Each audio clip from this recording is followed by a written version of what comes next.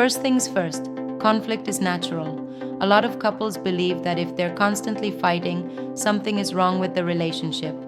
But the truth is, every relationship goes through disagreements, even the happiest ones. It's how you navigate those disagreements that makes all the difference. Think about it.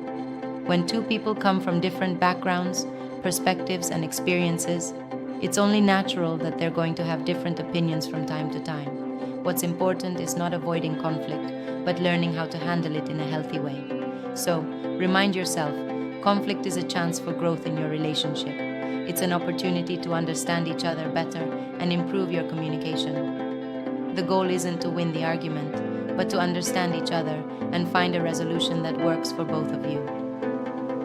2. Fight fair. No name-calling or personal attacks. Shift to a more serious tone, as if addressing a sensitive issue. One of the most important rules in conflict resolution is fighting fair.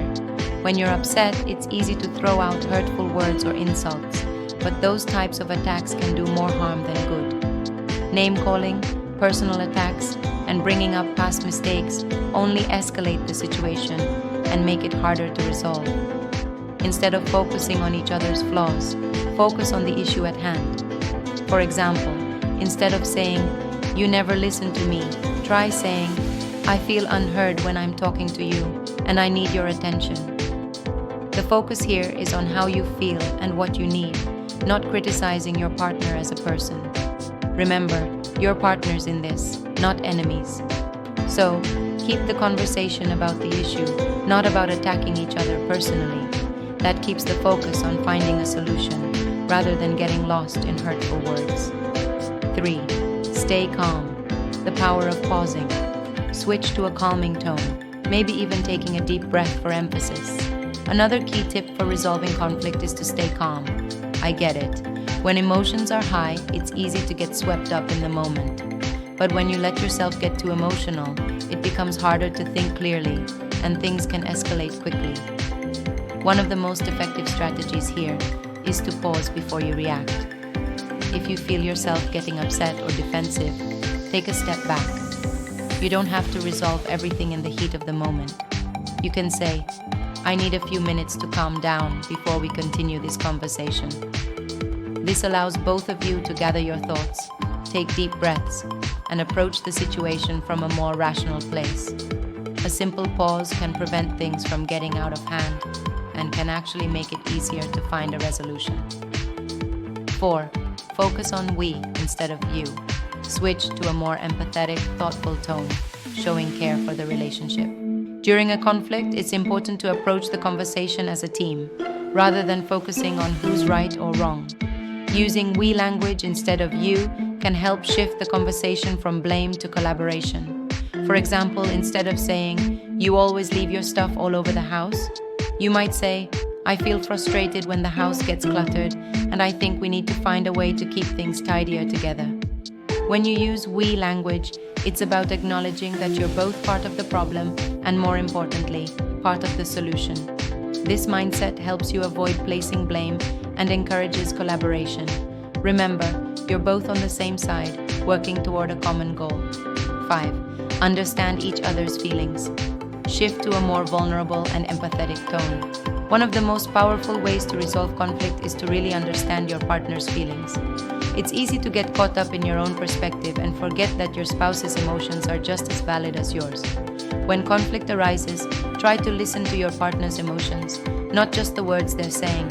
For example, if your partner is upset about something that seems small to you, it's not about dismissing it as unimportant.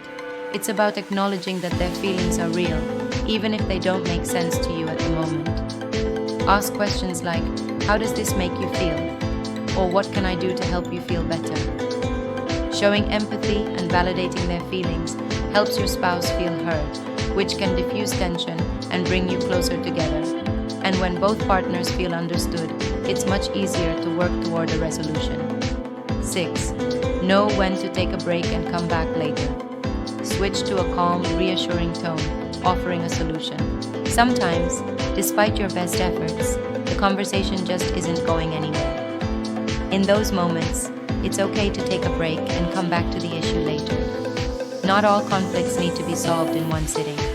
Sometimes stepping away allows both of you to calm down and think things through from a clearer perspective. You can say, "I think we both need a little space to cool off. Let's come back to this in an hour or later tonight."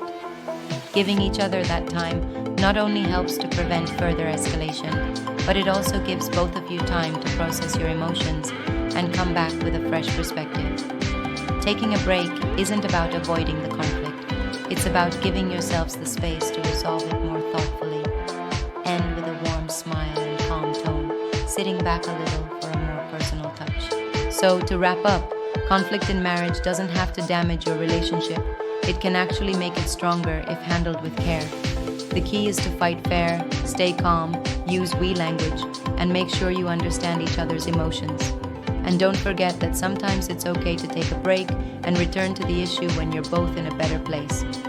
If you found these tips helpful, make sure to hit that like button and subscribe for more relationship advice. I'd love to hear how you handle conflicts in your marriage. Drop a comment below and share your thoughts. Thanks for watching, and I'll see you in the next video. This script provides a well-rounded, actionable approach to conflict resolution. It encourages a healthier way to handle disagreements by focusing on mutual understanding, clear communication, and emotional awareness. Let me know if you'd like to tweak or expand on any section. Get SM.